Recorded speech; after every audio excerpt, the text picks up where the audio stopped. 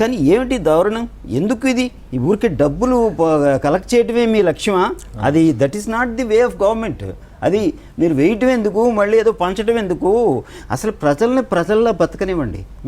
మీకు కావాల్సినది మీరు ఇస్తే మీరు చేసుకుని మీరు బ్రతుకుతారండి. మీరు ఈ గోల్డ్ ఓడగొట్టి తీసి మళ్ళీ ఏదో మీకు ఆయింట్మెంట్ ఇస్తామండి మాకని సిలిండర్ ఏమో 1200 చేయటం ఎందుకు? మళ్ళీ కాంగ్రెస్ పార్టీ పెట్టి 500కి ఇవ్వటం ఎందుకు? అసలు ఏమిటండి? మీరేమో ఒకటి చేస్తారా, మేమేమో దానికి వ్యతిరేకం చెప్తామా? ఏమిటి గేమ్? ఏమిటి ప్రజలకి? అసలు ఇదేనా పరిపాలన? మీరు ఇతర దేశాలను చూసి నేర్చుకోరా? సో శ్రీరామ్ గారు, ఇక్కడ ప్రస్తుతం మనం లీడ్స్ కనుక చూసుకున్నట్టయితే ఈ వైనాట్ 175 నినాదానికి పోటీగా వైనాట్ 21 అంటూ జనసేన చాలా ఉధృతంగా ప్రచారం చేసింది.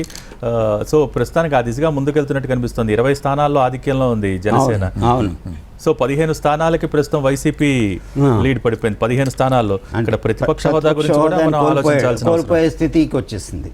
18 స్థానాలకి ఒకటి తగ్గిన వారికి ప్రతిపక్ష హోదా రాదు, గన్మెన్ కూడా ఉంటాడు.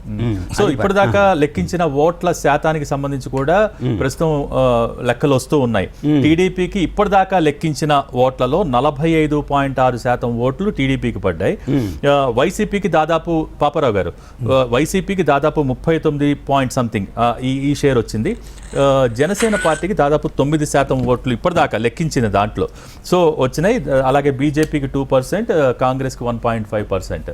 సో ఈ గ్యాప్ ఇండియా టుడే మన ఎగ్జిట్ పోల్లో చెప్పినట్టుగా కూడా గ్యాప్ చాలా ఎక్కువగా చూపించారు.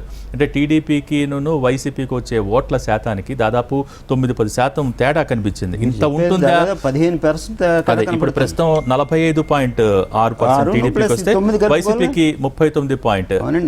ఇప్పుడు టీడీపీకి ఎంత చెప్పారు మీరు? అంటే మీరు అనేది మొత్తం టీడీపీ జనసేన చూడండి, చూస్తే ఎంత గ్యాప్ ఇది? అన్ఇమాజినబుల్ గా ఉంది. పాపారావు గారు, ఈ గ్యాప్ని మీరు ఏ విధంగా విశ్లేషిస్తారు? అంటే యూత్ ఒకటి పవన్ కళ్యాణ్ అభిమానులుగా, రెండోది సామాజిక వర్గ పరంగా, మూడోది నిరుద్యోగ సమస్య పరంగా, ఓకే, ఇన్ని రకాలుగా ఇన్ని కోణాల నుంచి యూత్ ఓట్ అనేది వైసీపీకి అగెనిస్ట్కి వెళ్ళింది. ఓకే, అది యూత్ మొబిలైజ్ అవటంలో ఎక్కువ పవన్ కళ్యాణ్ పాత్రే ఉంది. అంటే వైఎస్ఆర్సీపీకి ఎందుకంటే వ్యతిరేక, అంటే యువతకి ఉద్యోగాల కల్పన. ఒకటి జనరల్ గా సామాజిక వర్గం అనేది కోస్తాంధ్రలో ఎక్కువ ప్రభావం చూపించే అంశం, ఖచ్చితంగా దానిలో సందేహం లేదు. ఆంధ్రప్రదేశ్లోనే సామాజిక వర్గం తాలూకు ప్రభావం ఉంది. అది ఈరోజు మాసివ్గా ఒకటి. రెండోది చెప్పిన నిరుద్యోగం. మూడోది ఏంటంటే సరే అభివృద్ధి లేదు, ఈ ఉద్యోగాలు, ఈ సమస్యలన్నీ సినిమా అభిమానులు కూడా, యూత్ అభిమానులు ఒక ఏజ్ దాటిన తర్వాత ప్రత్యేకంగా ఫ్యాన్గా ఉండటం అనేది ఉండదు. ఇష్టమైతే ఇష్టం అవుతారు, ఫ్యాన్స్ ఉంటాం. ఇవన్నీ బాగా షిఫ్ట్ అయింది. ఓటు అంతా యూత్ ఓటు ఒకటి. మరి నేను అనుకుంటాం మహిళల ఓటు అనే దగ్గర మరి ఏమైంది అనేది ఒకటి ముందు విశ్లేషణ వస్తుంది కాబట్టి చూడాలి.